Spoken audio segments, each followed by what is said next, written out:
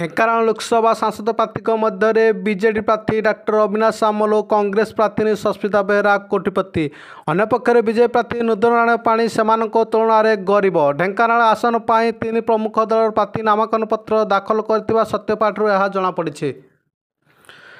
BJD विधायक प्रार्थी अविनाश सामल को रही 16,84,82,82 टंकार अस्तावर संपत्ति और 39,04,472 टंकार सुनागणा रही। पत्नी मोट संपत्ति 65,70,393 टका। अविनाश 13,95,000 टंकार ऋण रही बेले नाम कौन अपराधिक मामला रही ना।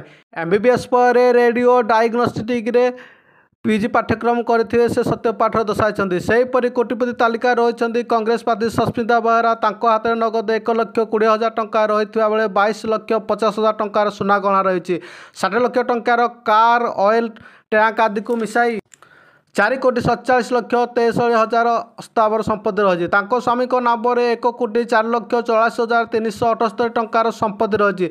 सेपरि सस्मिता 2,56,00,000 टंकार स्थावर संपत्ति रही बेले स्वामी 30 लाख टंकार स्थावर संपत्ति रही।